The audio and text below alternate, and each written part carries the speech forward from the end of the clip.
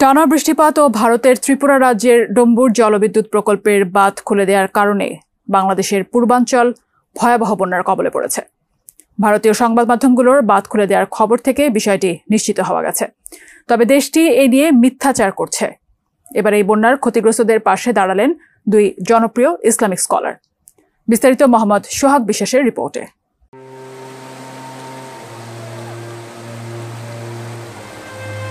ইতিমধ্যে কয়েকটি স্থানে পাহাড় ধস হয়েছে। আপনারা যারা পাহাড়ের ঢলে ঝুঁকিপূর্ণ স্থানে বসবাস করছেন, অতি দ্রুত আশ্রয় কেন্দ্রে আশ্রয় নেওয়ার জন্য অনুরোধ জানানো যাচ্ছে। আকস্মিক বন্যায় ৬ জেলায় মোট ১,৮৯,৬৬৩টি পরিবার পানিবন্দী হয়ে পড়েছে। এখন পর্যন্ত ক্ষতিগ্রস্ত লোকসংখ্যা ১৭,৯৬,২৪৮ জন। বন্যা দুর্গতদের উদ্ধারে সেনাবাহিনীর পাশাপাশি কোস্টগার্ড, বিজিবি ও নৌবাহিনী যোগ দিয়েছে। ফেনীতে নৌবাহিনীর পক্ষ থেকে উদ্ধার সহায়তা বাড়ানো হয়েছে। বন্যা দুর্গতদের উদ্ধার ও সহায়তায় ৫০০ টন ত্রাণ নিয়ে পাশে দাঁড়িয়েছে শায়েখ আহমদুল্লাহ। নিজের ভেরিফাইড ফেসবুক আইডিতে তিনি বলেন, ৫০০ টন ত্রাণ সহায়তার প্রস্তুতি চলছে।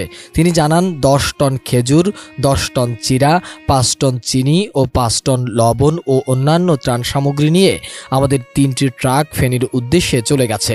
বৃহস্পতিবার ও শুক্রবার সেসব মালামাল ৫,০০০ পরিবারের মধ্যে বিতরণ করা হবে বলেও জানান শায়েখ আহমদুল্লাহ। তিনি আরও বলেন, যেহেতু রান্না করার পরিস্থিতি নেই, এজন্য প্রথম ধাপে ৫,০০০ পরিবারকে ২ কেজি খেজুর, ২ কেজি চিরা, ১ কেজি লবণ ও ১ কেজি করে চিনি দেয়া হচ্ছে। তিনি আরও বলেন, এই মুহূর্তে সবচেয়ে বেশি প্রয়োজন উদ্ধার তৎপরতা, যা প্রশিক্ষিত ও সংশ্লিষ্ট ইকুইপমেন্ট ছাড়া সম্ভব নয়। এ কাজটি বাংলাদেশ সেনা ও নৌবাহিনীর অনেকেই ইতিমধ্যে শুরু করেছে। স্থানীয়ভাবে যার যার জায়গা থেকে সবাইকে উদ্ধার কাজে যোগ দেওয়ার আহ্বান জানান তিনি।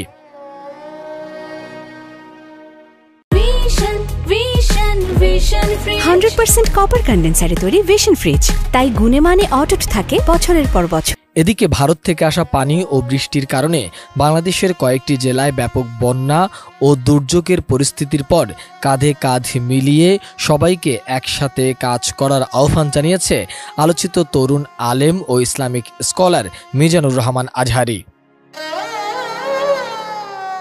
বৃহস্পতিবার নিজের ভেরিফাইড ফেসবুক অ্যাকাউন্ট থেকে দেয়া এক পোস্টে এ আহ্বান জানান তিনি।